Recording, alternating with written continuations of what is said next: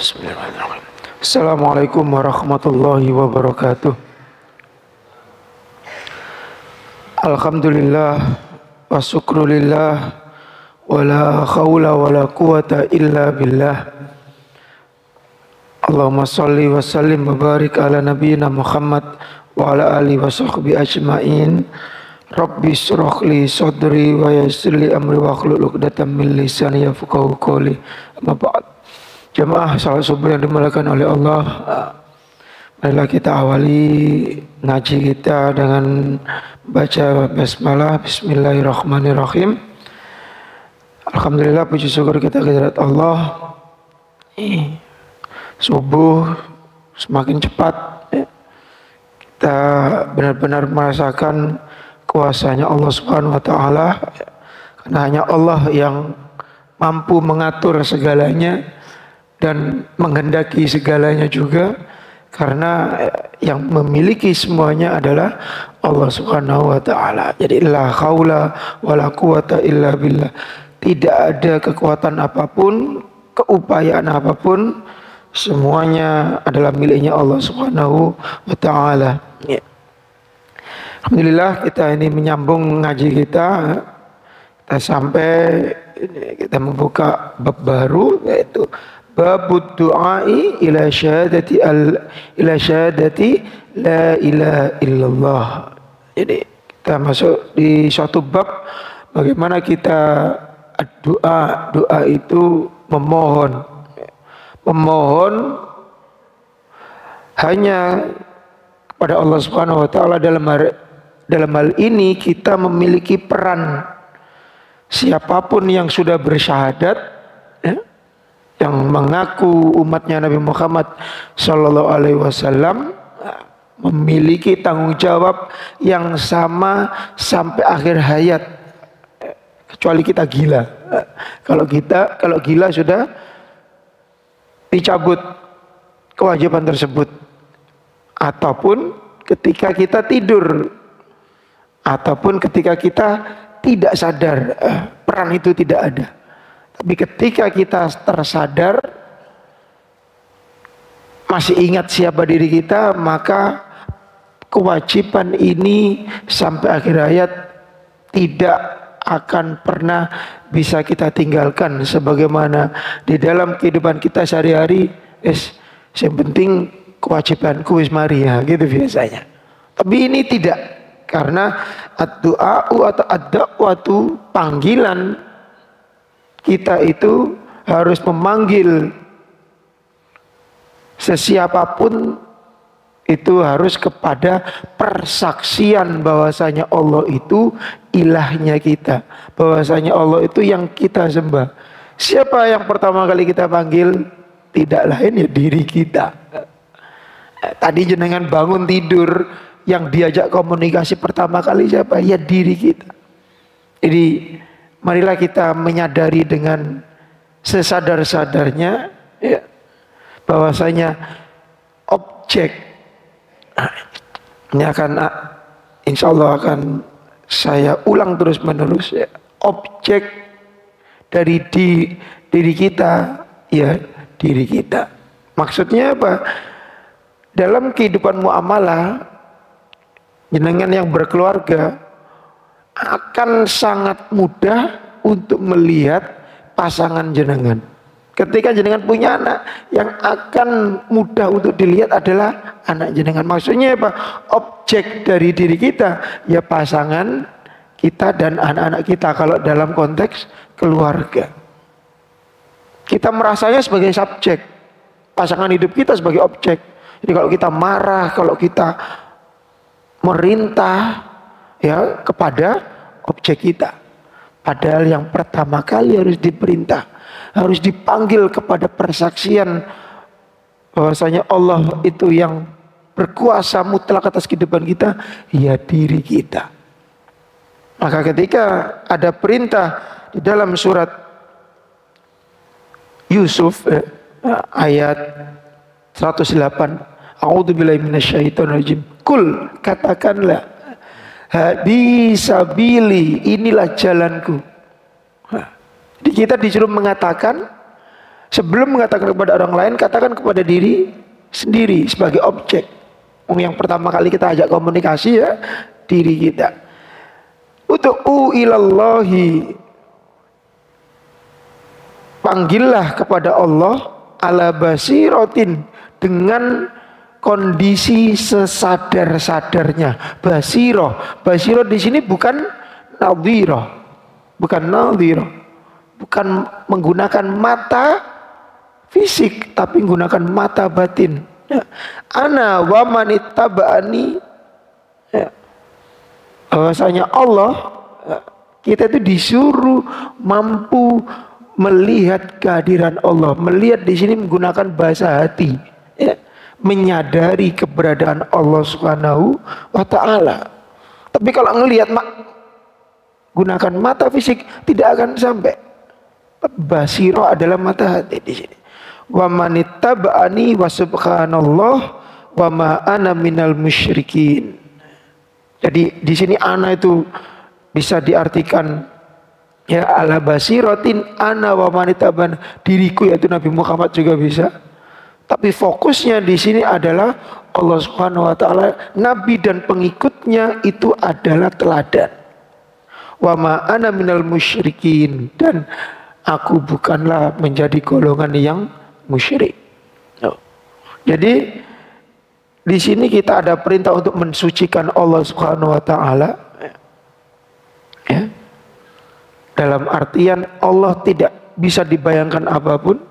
Allah tidak layak, tidak berhak untuk diberikan prasangka-prasangka. Maka Allah di sini mengatakan wa subhanallah, dan sucikanlah Allah, dan maha suci Allah. Ada beberapa hal yang perlu kita bahas secara ringkas di sini. Yang pertama ya, dakwah, kewajiban dakwah itu bukan kepada orang yang bertitel saja. Sebodoh-bodohnya kita ketika menjadi umatnya Nabi Muhammad kena peran yang paling kecil, sama menyuruh diri kita masing-masing memberikan kesadaran ala basiroh, benar-benar sesadarnya bahwasanya apapun yang kita lakukan, apapun yang kita pikirkan, yang kita ucapkan atas persaksian Allah Subhanahu wa taala. Maksudnya apa? Ini yang perlu kita renungkan baik-baik dan selalu kita catat, dan harus selalu kita bahasakan sesuai dengan bahasa kita. Allah tidak bisa kita lihat. Kalaulah hati kita, diri kita menuntut mana sih Allah, mana sih Allah, salah pertanyaan tersebut. Karena persaksian di sini berarti sebenarnya di manakah kita ini, kesadaran kita ini di hadapan Allah Subhanahu wa taala. Ini kunci dari tauhid. Kunci yang mengikat kita dengan Allah yaitu akidah kita.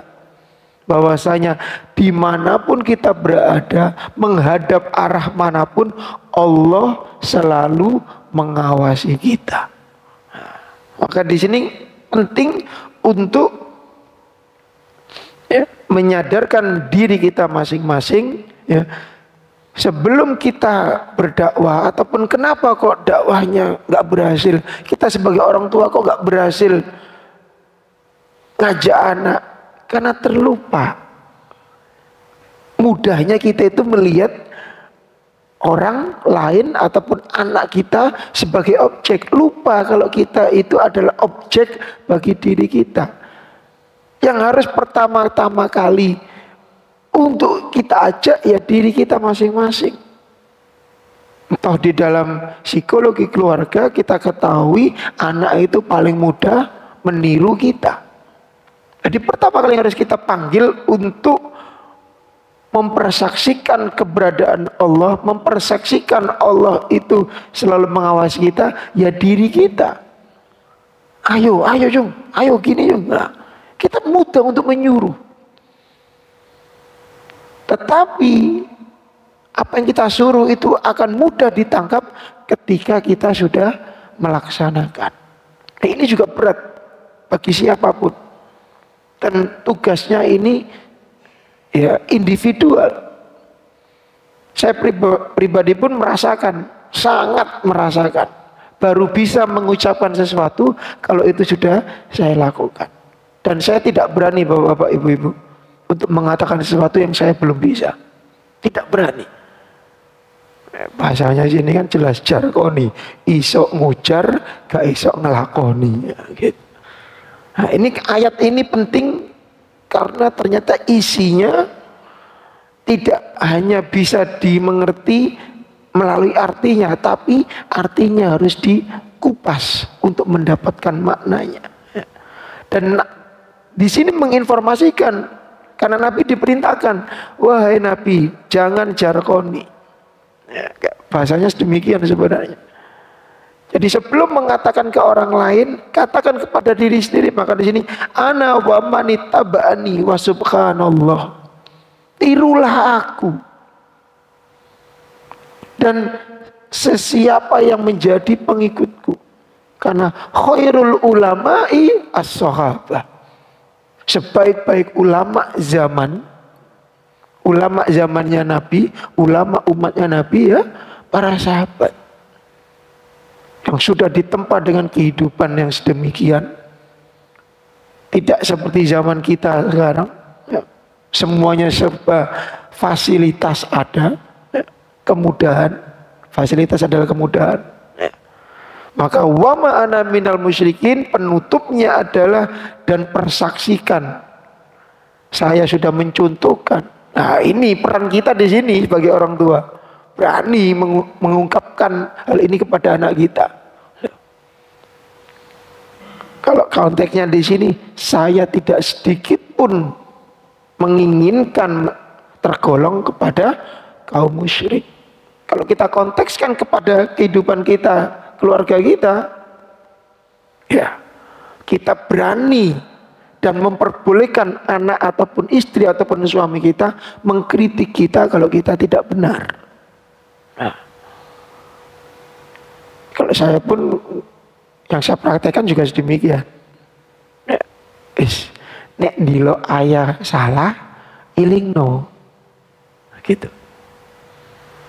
Berarti kita ala basiro, benar-benar mengerti, benar-benar menyadari. Tapi kebanyakan dari kita gengsi nok ngarepe anak, gengsi nok ngarepe bojo. Nah, gitu. Ini yang harus kita pelajari. Jangan khawatir bapak-bapak, ibu-ibu. Ya, jangan khawatir. Tidak ada artinya gengsi sebenarnya. Karena gengsi itu kerjaannya setan. Jangan nanti buka di surat Al-Anfal ayat 47 kalau. Yang ahli dan memang diberikan kuasa oleh Allah untuk meletakkan gengsi di dalam diri kita, ya setan. Wa'id yayyana lahumus syaitonu a'malahum wa qala la ghaliba lakumul yawma minan nas wa inni jarul lakum. Setan ini ngomong koyok ngono Bapak. Diungkapkan oleh Allah. Ya, kita ini beruntung, rahasia sudah dibuka di depan. Ingatlah ketika setan yang tidak bisa kita lihat tetapi minal jinnati wan nas ditaruh di ayat terakhir dari surat Al-Qur'an ya, yang itu selalu menyelinap di dalam diri kita dalam bentuk jin dan manusia. Berarti setan itu ada di diri kita masing-masing, ada potensi. Ini harus kita kenal. Ketika apa? Memperindah segala apa yang kita lakukan. Jadi kalau menggunakan mata fisik, semuanya akan tampak indah. Apalagi itu dikuasai oleh akal kita yang tidak kita posisikan, tidak kita kontrol, tidak kita fahamkan dengan kebenaran mutlak dari Al-Quran. Akhirnya apa? Terjadi pembenaran-pembenaran. Dan itu memang sudah dilakukan oleh setan terus menerus sampai akhir hayat kita. Makanya kita berperang terus menerus ya dengan hawa nafsu kita. Karena apa? Dikatakan oleh setan, wa qala la ghaliba lakumul yauma minan nas wa inni jarul. Setan itu selalu membisikkan, tenang, aku nok sisimu. Aku sing backup kamu. Wes, tenang, ojo khawatir. Wes, penuhi saja keinginanmu. Wah. Apalagi anak-anak kita seringkali mendapat motivasi dari motivator, sudah ikuti saja keinginanmu. Just follow your passion. Wah, seneng setannya ketika dengar kalimat ini. Sudah ikuti saja keinginanmu. Orang tuamu gak ngerti. Orang tuamu gak ngerti seleramu. Hati yang belum ditundukkan oleh kebenaran Al-Quran, maka akan gelipet-gelipet memenuhi keinginan manusianya. Karena setan selalu ngomong, wa inni jarul lakum, aku ada di sisimu untuk senantiasa membackup. Giliran falamma taro'atil fi'atani nakasu ala akibai, giliran bertemu dengan kawanan muslim, kalau dalam konteksnya ini perang Badar, bertemu, barulah lari terbirit-birit. Maksudnya apa? Ketika wis apes, kan gitu. Ketika wis apes, kena ditegur oleh Allah Subhanahu Wa Taala, barulah nakasu ala akibai, lari. Ini bari'um minkum, ini aromala tarawna, ini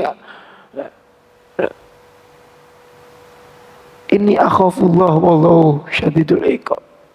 Pasti habis kena apes lari. Karena di dalam dunia yang tidak tampaknya, ya, kalau sudah kita itu selesai dengan hawa nafsu kita, akhirnya kan menyesal, mek ngono tok.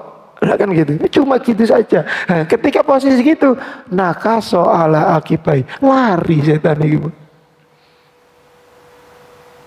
Jauh nanti ketika di akhirat kita akan protes loh, akan bertahan, menahan apa? Akan defend. Beli alasan loh, ya Allah, aku disuruh, keinginanku disuruh setan. Berarti setan yang harus tanggung jawab. Setan mengatakan, ini bari'um minkum, aku berbagi dong, aku membesi itu. Salamu ngelakoni, gitu nanti kita. Maka marilah kita jaga hati kita baik-baik. Karena di dalam komunikasi dengan diri kita ataupun dengan orang lain, kita itu sebenarnya memakai dua bahasa. Bahasa akal sama bahasa hati. Bapak-bapak, ibu-ibu, coba kita cek masing-masing ke diri kita. Kalau menggunakan bahasa akal, bahasanya pembenaran semua. Lu kau sing dilok kok. Lu aku ngini. Bahasa akal. Tapi kalau menggunakan bahasa hati, siapa yang bisa menipu hati kita? Hati kita masing-masing pasti mengerti apapun yang kita lakukan. Apapun yang kita ucapkan itu niatannya nggak baik, kita mengerti meskipun orang lain percaya. Kita berpikir sesuatu orang lain nggak tahu, hati kita mengerti apa yang akal kita pikirkan. Maka Allah mengatakan, lahum kulubun la ya'qiluna biha. Mereka punya hati, tapi hatinya tidak bisa memahami. Jadi marilah kita di kesempatan yang singkat ini, di akhir sisa hidup kita, karena pada hakikatnya kita jatahnya berkurang, semoga bisa membersihkan hati kita, karena kesempatan kita untuk menghindar dari neraka ya ada di dunia, yaitu dengan membersihkan hati kita. Semoga Allah tidak perlu repot-repot membersihkan kita di nerakanya, tapi cukup kita akhirnya terus langsung pulang di surga kita. Dan oleh karena itu kita berharap kita ditakdirkan husnul khatimah. Subhanakallahumma bihamdika nasyhadu an la ilaha illa anta nastaghfiruka wa natubu ilaik. Assalamualaikum warahmatullahi wabarakatuh.